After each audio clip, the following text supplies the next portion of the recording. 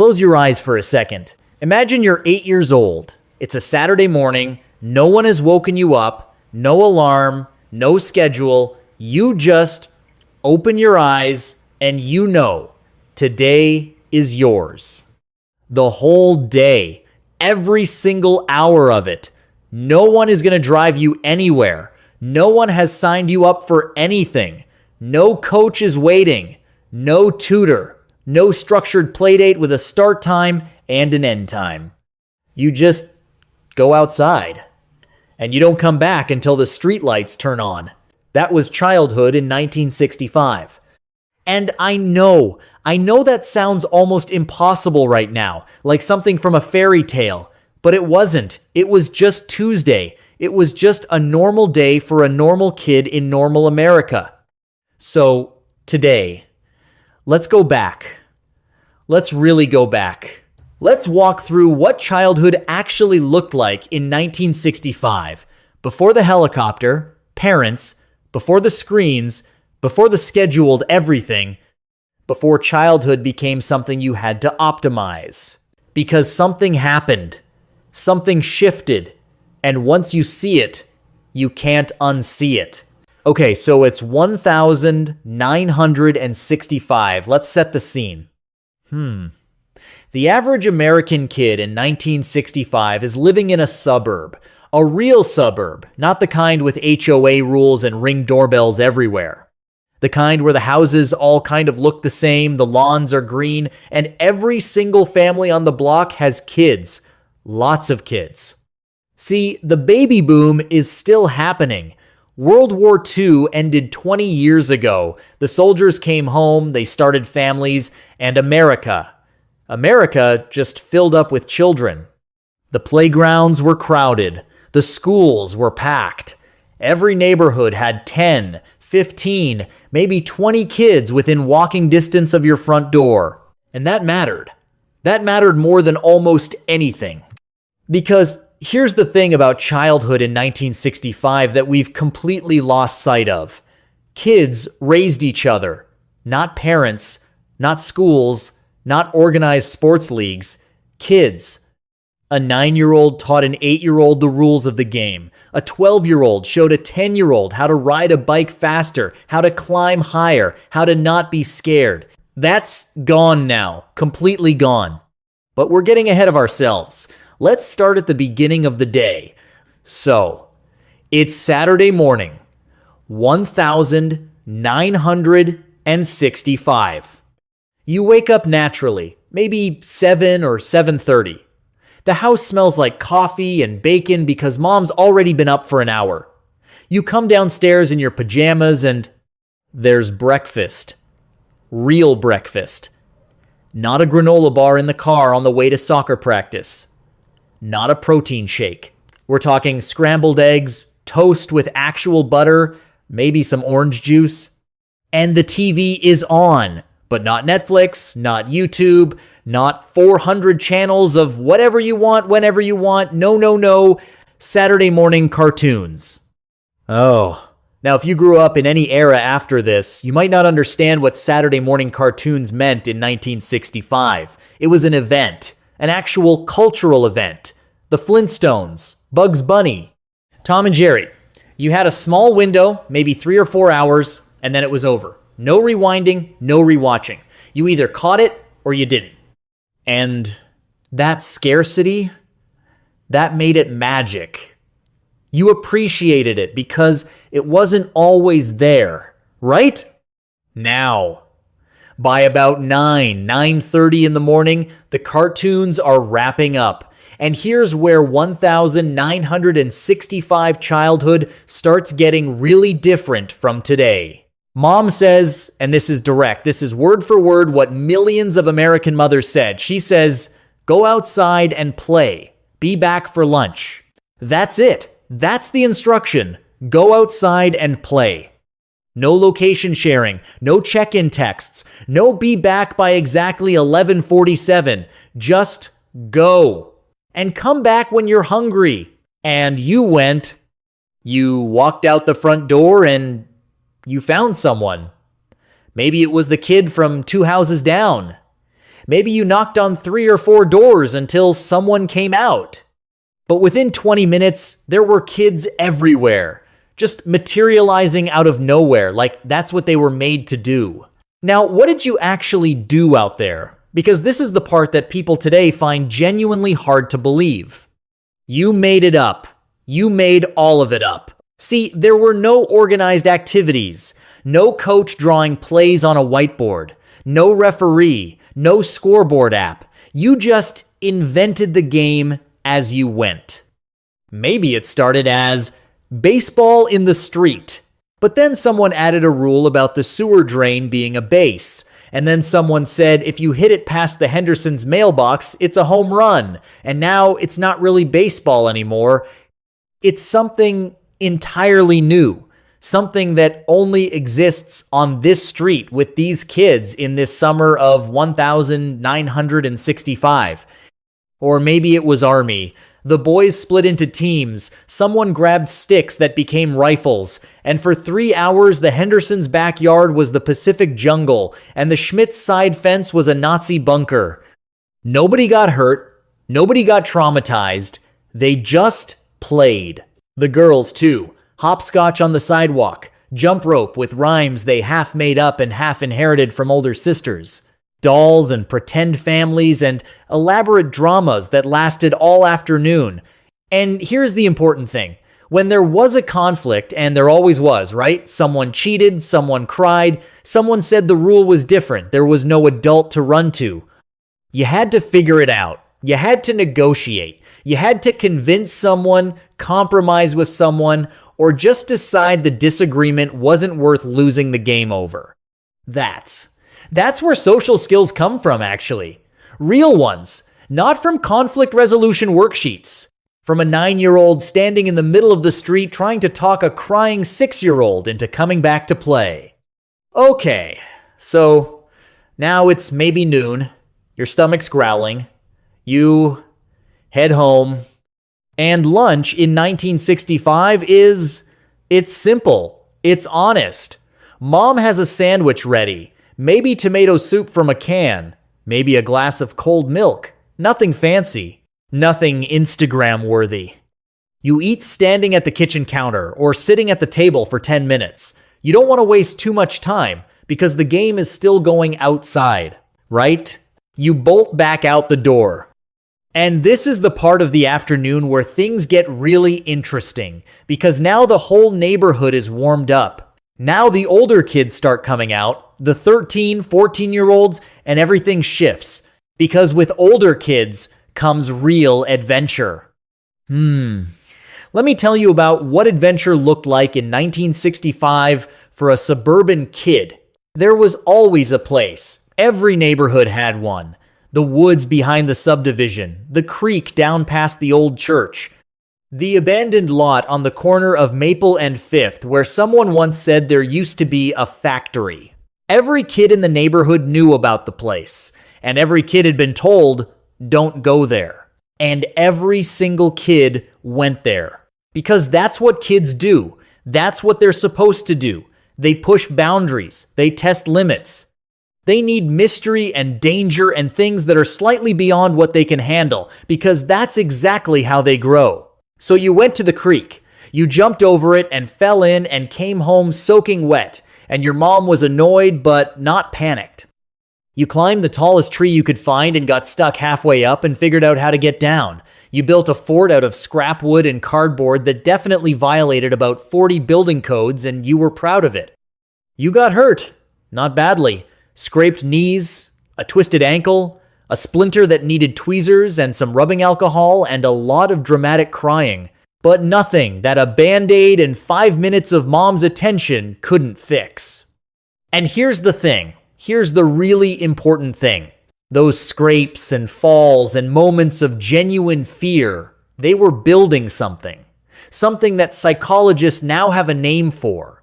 Risk tolerance. Resilience.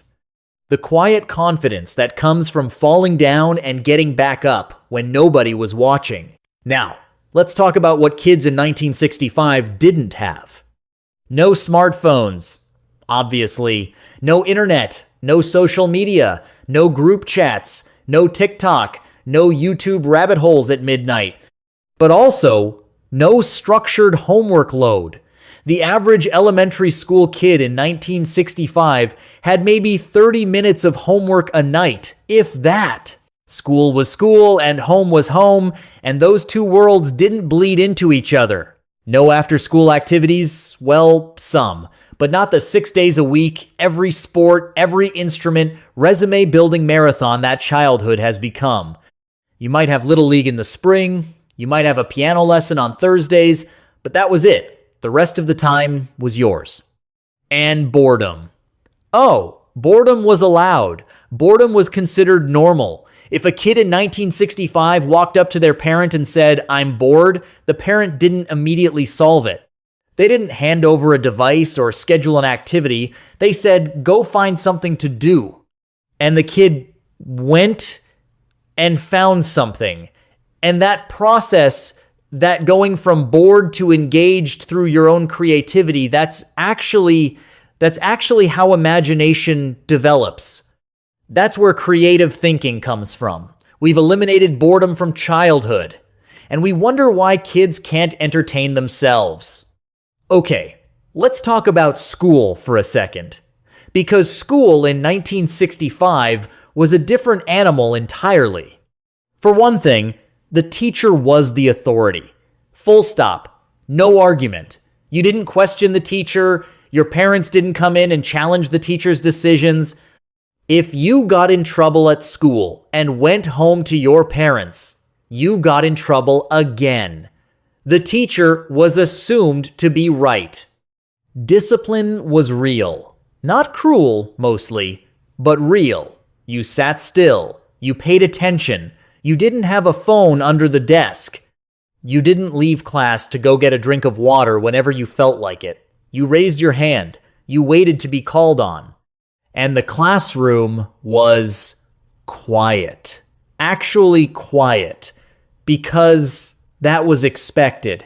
Because that was what learning looked like. Now, I'm not saying everything about that was perfect. Some teachers were too strict. Some kids struggled in ways that weren't understood yet. Dyslexia, ADHD, these things existed, but nobody had names for them, and kids were often just labeled as slow or difficult. That was wrong. That caused real harm. But something about the structure, something about the respect for learning as a serious activity, something about the idea that school was a place where you paid attention, that part worked. That part we've lost. Let's talk about something else. Something that sounds small, but isn't. Distance. In 1965, kids walked to school, almost universally, even in suburban areas. A mile and a half, didn't matter. You walked, by yourself, or with your friends. From about age 7 or 8 onward, you walk to school alone. Try suggesting that today. Go ahead. Suggest to a modern parent that their 8-year-old walk a mile to school alone. See what happens. But here's what walking to school gave kids in 1965 that we can't replicate. It gave them the city. It gave them the world. It made them navigate. It made them pay attention. It made them problem solve when it rained and they'd forgotten their jacket.